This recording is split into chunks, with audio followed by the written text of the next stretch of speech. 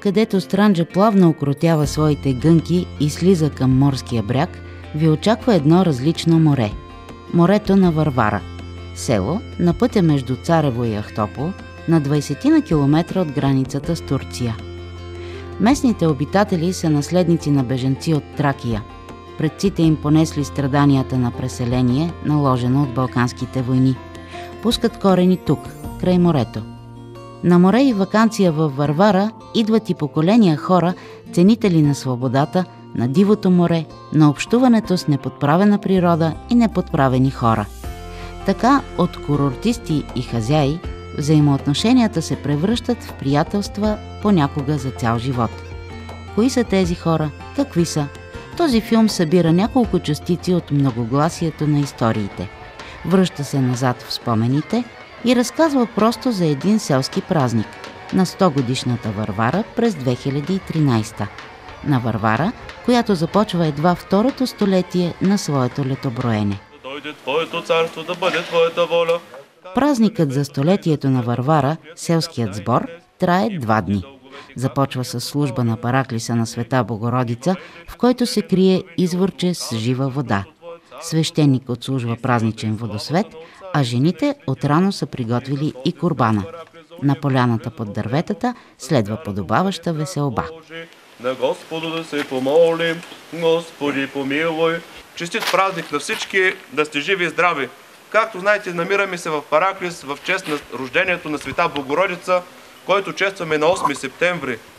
Всички знаем за Света Богородица, да казваме няколко думи, но някои казват Рождество Богородично, Малка Богородица, но ние не трябва да забравяме, че както сме сътворени с тяло и така също имаме и душа. Затова както се грижим всеки ден за нашето облекло, да се помажем, да се напръскаме с най-хубавия парфюм, така да се погрижим и за нашата душа, за нейната молитва и така къде ще се настани тя. Си Господи, люди Твоя и благослови достояните Твои. Победи православному нашему народу, на противния даруя. И Твоей сохраняй, престол Твоим щител. Спасибо.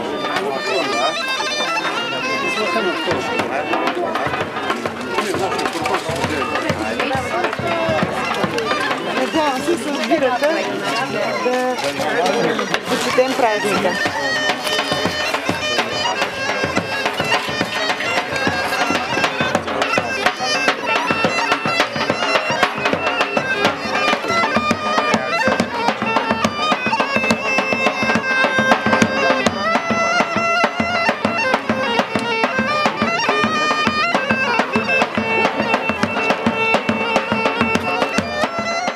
Параклисът на Света Богородица е разпознат като свято място. То е средоточие на българската религиозност, защото използва светената вода като доказателство за Божието присъствие в Странджа.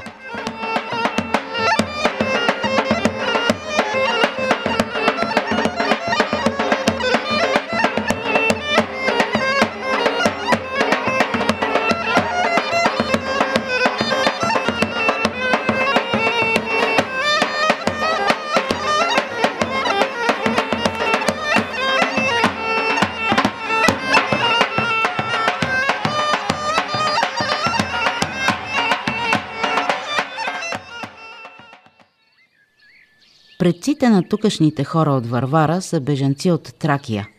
Идват тук с голямата вълна на хиляди хора, прогонени от родните места след Междусъюзническата война от 1913 година. Родното им село е Ятрос или Ятрос, българско селище, останало тогава в Османската империя, днес Република Турция. Ти не могат всичките да дойдат. Ние бяхме големи вече, когато разправяше майка, че имаше сестра в Гърция. Там остана тя в Гърция. Не можа да дойде насам. Майка ми разказваше от Ятрос, като тръгнаха от Ятрос, била на 5 годишна. И оттам, като потеглиха от Ятрос, бягаха насам всичките. И по пътя се роди тук една баба, тя точно, и тя почина. Казва се баба Апостолка. И лошо, като тако, даже тук на един дядо от селото, те бяха млади тогава, му избягал, значи, един вол. Искаше да се върне и го убиха турците.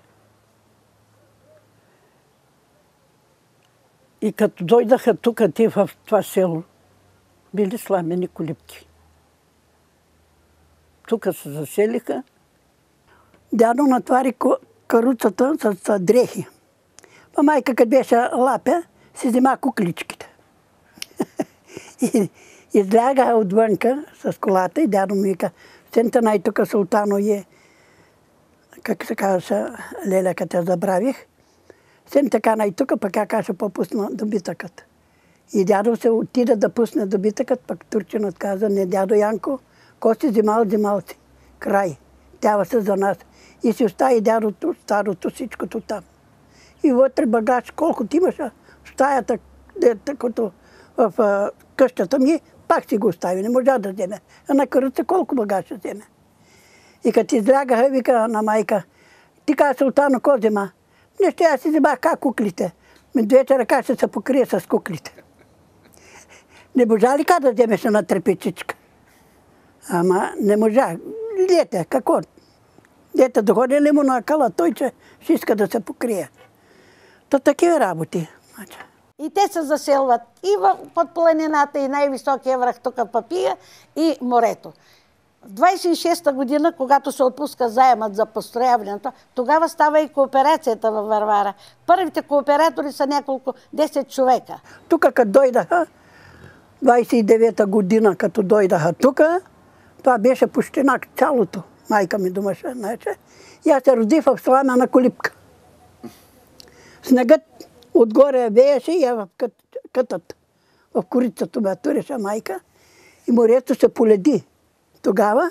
И татко, значи, от тук с кило жито ходеше в Ахтополета, мелеше такова брашното, носеше. И от морето вода носехме, та месехме хляб. Нямаше вода тук. И сол нямаше. Нищо нямаше тук. Години след преселението от Тракия им построяват така наречените шаронски къщи. Днес са на изчезване и във Варвара, и другаде, където са строени. Името им идва от Рене Шарон, френски комисар от Обществото на народите. Той контролирал как се харчи бежанският заем, отпуснат на България, за да се справи с проблемите на хилядите хора без покрив и дом. Казваше майка, че едно време, като дойде Шарон, дойде човек, той ги строил тези къщи. Каза, че дошъл тук наче човекът и решил да строи тук на хората, да не са в сламените колиби, там ги направил къщи. То не само на тукашните, на всички бежанци. Да, на всичките бежанци направят. И в Царово имаше, и нагоре, тако имаше. Аз съм раждан в такава къща в Тополовград, оттатък в Сакар планина. Да. Защото баба ми и дядо ми, те са бежанци. Да. Това къща имаме купена с дядото. Не е наша, а имаме купена от един човек, дето тук бил, да взимахме къщата. Баща ми има строена тук къщичка, а пък тук това си я купим и ние с моят другар.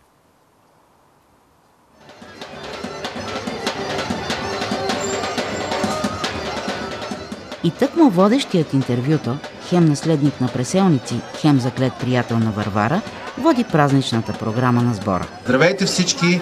Обичам ви, казвам се Илия Деведжиев, идвам от Русе и нося любовта на, може би не стотици, може би на хиляди русенци към това прекрасно място.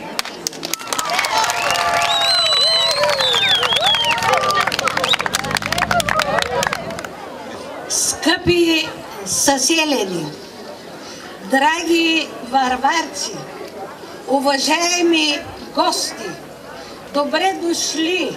Щастлива съм, че мога да ви поздравя на този велик ден по случай 100 години Варвара. Благодаря ви, че организирате.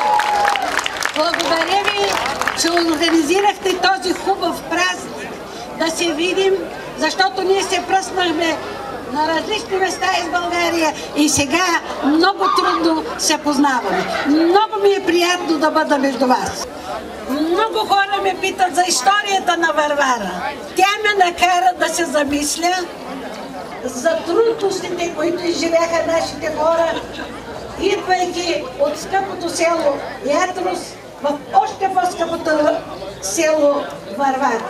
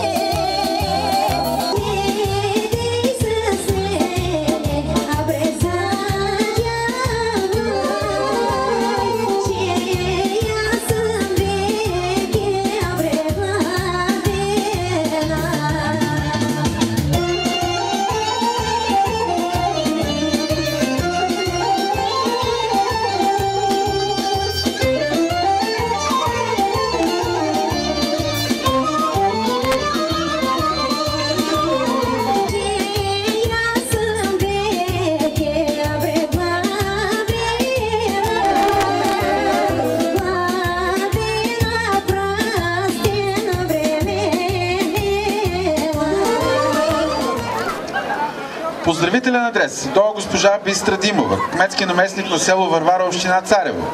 Уважаема госпожо Димова, сърдечно ви поздравяваме по случай 100 годишния юбилей на село Варвара. Нека село Варвара запази неподправения си дух, който подтиква хората да търсят свободата и творчеството.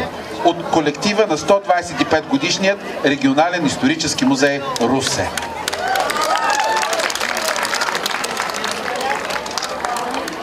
Радвам се, че имам възможността да ви поздравя с празника на селото, който се празнува на Рождество на Света Богородица, който съвпада и с нашия юбилей 100 години от основаването на селото. Виждам, че тук има много потомци на основателите на селото, което означава, че ние спазваме традициите през годините, което се надявам да продължава и занапред. Честит празник на всички, продължавайте да се веселите все така.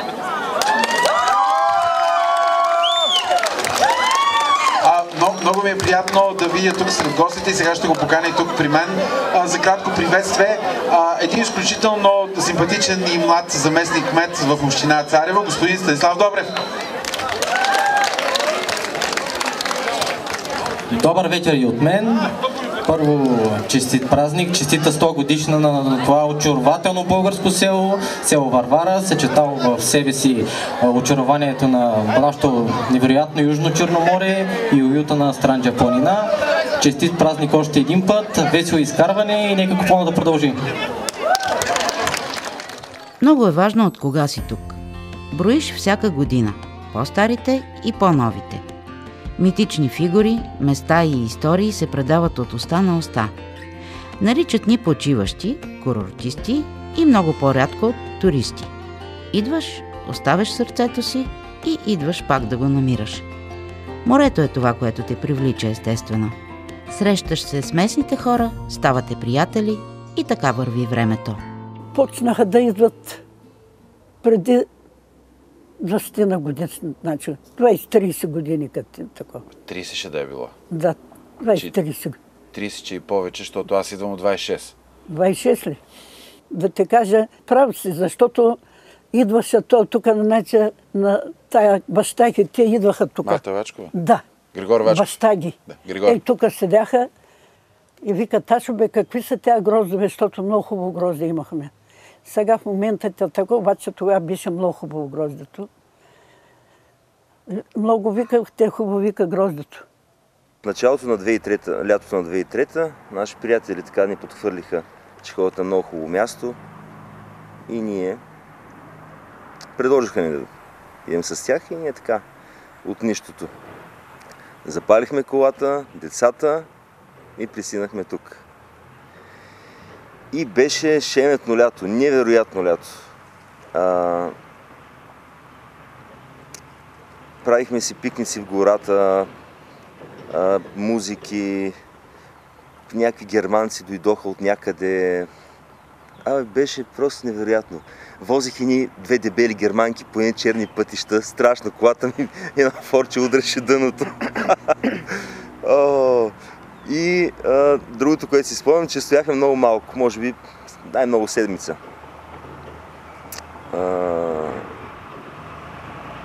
Но беше зашеметяващо просто и решихме, че дойме пак. И всяка следваща година ставаше все по-хубаво и по-хубаво. И ни хареса това, че е село, не е курорт. Няма ги големите хотели, няма го този шум, този бетон. Я коя година, значи беше първите години, давах и я двете стаи тук под наем. За 1,20 леглото. И доходаха много. Обаче сетне веке викам на моят мъж. Не ми трябва трека нито парите ми, нито река пак тях. Ти каша да дойдат. Не се са таксваха нито за ток, нито за вода, нито пък за огън. Тук имаме един огън, каша стъкнат.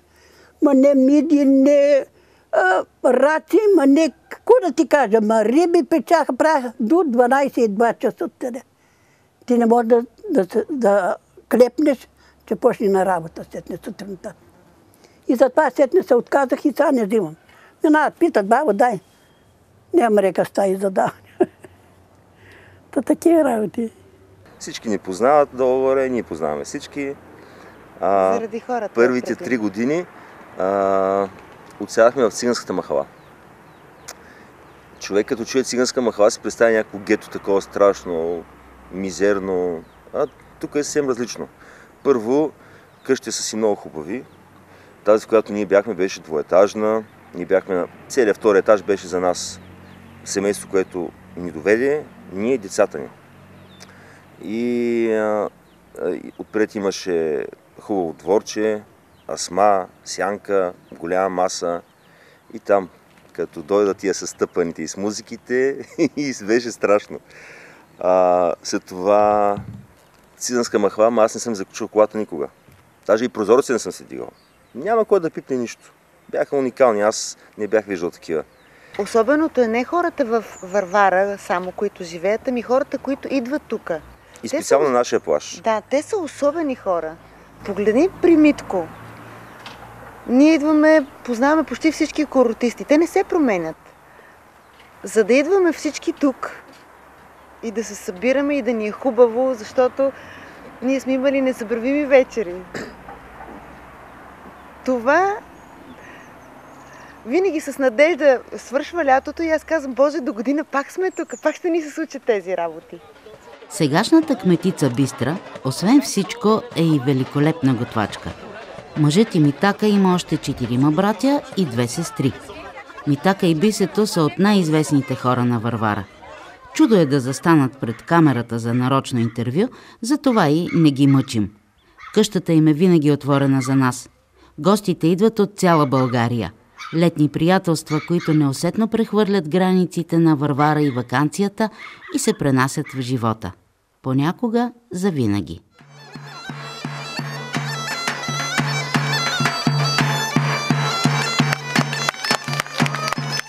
На празник в Странджа не може без нестинари.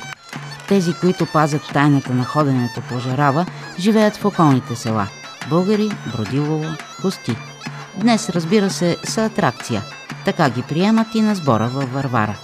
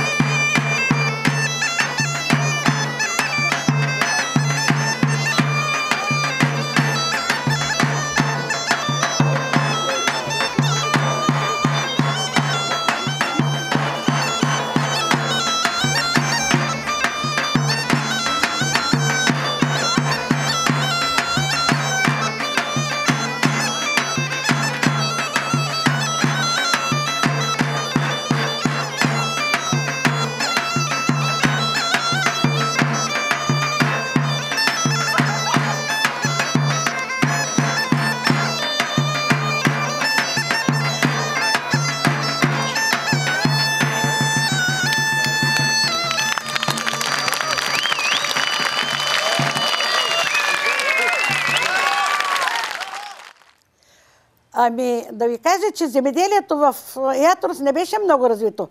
Повече мъжете са се занимавали с въглищарство. Майстори въглищари. По една-две седмици не са се прибирали в домовете. Далеч в гората правили са много доброкачествени въглища, са ги изнасили в Мидия.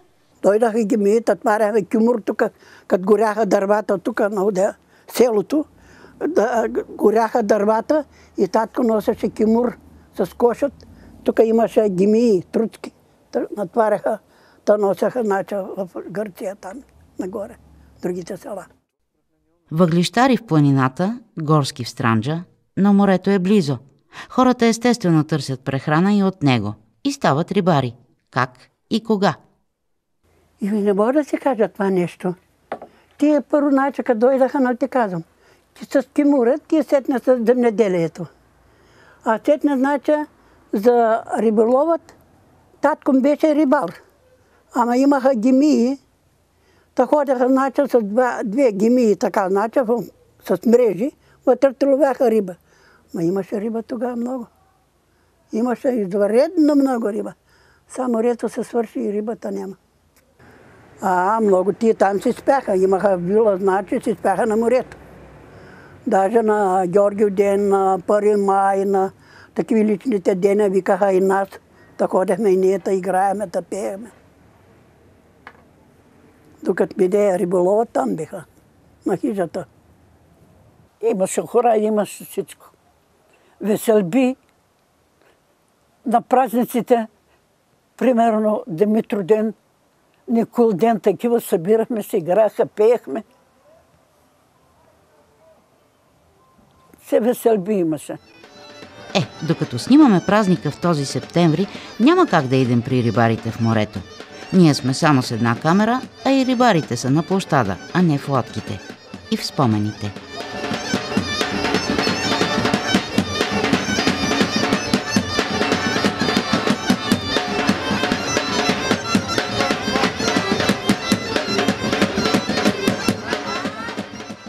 Баща ми имаше теляне едно време.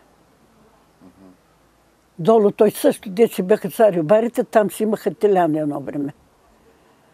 Там риболоваха много такова. Имаше и лодки, обаче имаха, мауни им ги казваха. Да.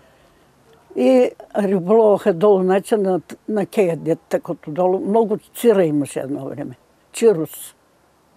Паламут, чирус, колкото искаш имаше. Мъжът ми първо беше, в 90-то беше бригадир. След оттам отида овчар. От овчарла, като отида в горското стопанство, та работеше в горското стопанство. Сечеше дърва, кобираха ги, носеха ги. С това се занимаваше, значи. А той беше ли рибар? Ходеше ли да беше страшен рибар. Ловяха моруни тогава, ловяха акули, паламут, сушахме цири на такото на морето, ще ги хвърлиме на песъкът, да се пекат. Седне ще ги нанижем на огъня, чачукаме така. И ги правиме с такова оцет и олио, ядяхме, пържахме и с цвета пържахме всичко. А сега няма такива работи. Отивахме там, кормеха рибата, чирузът. И като имаше паламут, даваха и на селените тук в селото, а чирузът, като го кормеха, сушаха го и ходеха. Баща ми ходеше много пъти в Созопол, защото той беше много контактен и ходеше в Созопол и го продаваха. Идваше тук една лодка от Созопол и взимаше рибата. И така изимаха и паламудът, който ловяха. Едно време имаше много паламут, много акули, над 250 кг една акула, значи, тук до тебе.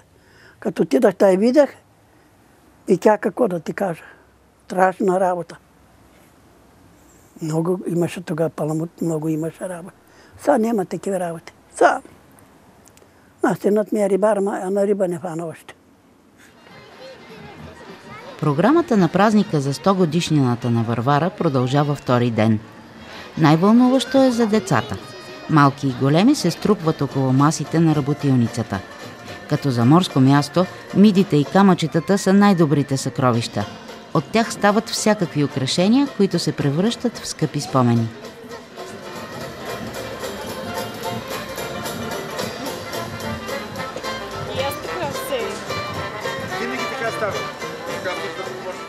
Днешните баби и дядовци и те са били деца.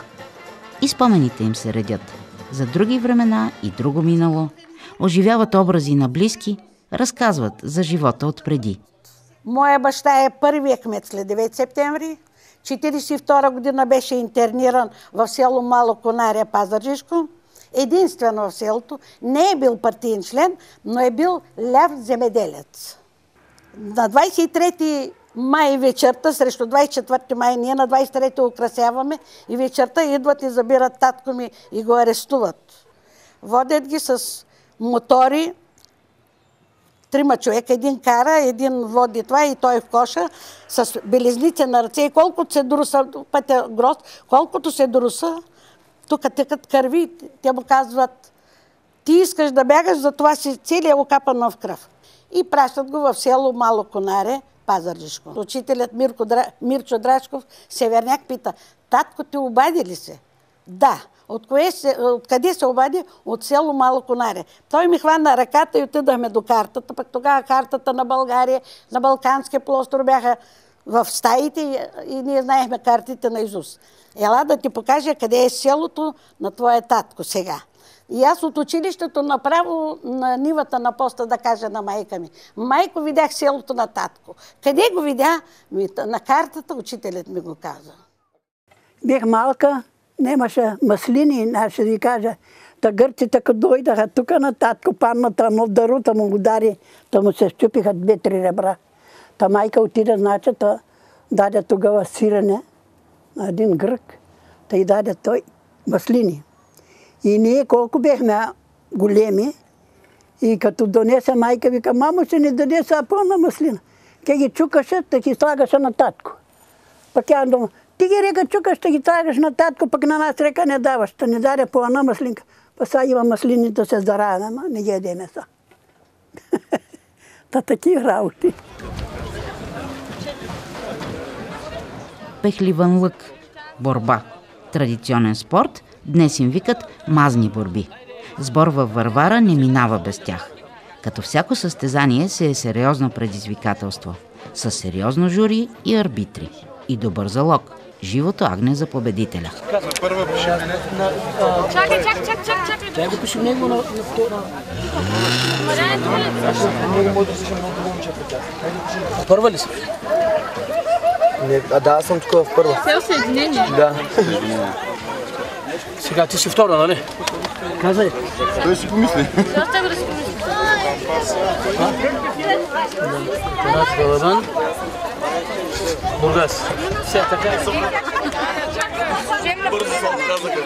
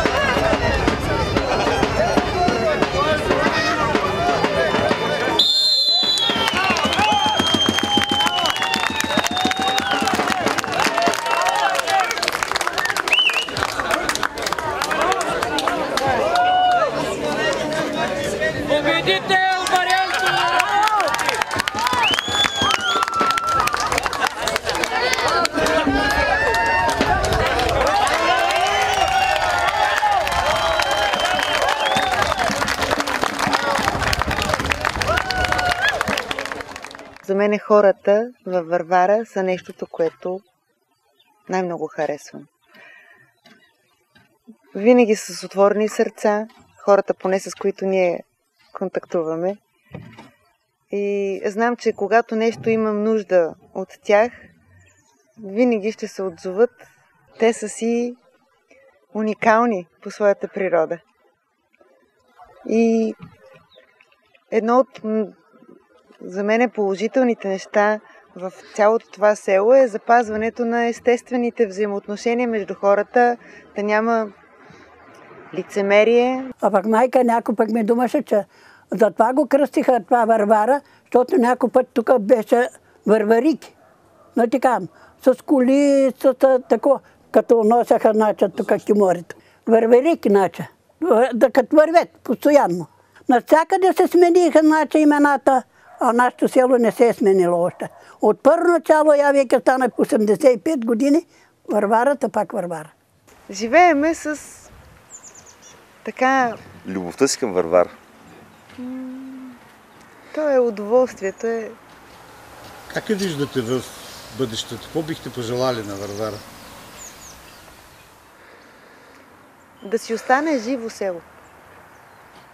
Да не стане нещото, което ще ни разочарова, в смисъл да се презастрои, да се направи някакви мастодонти от тук до морето.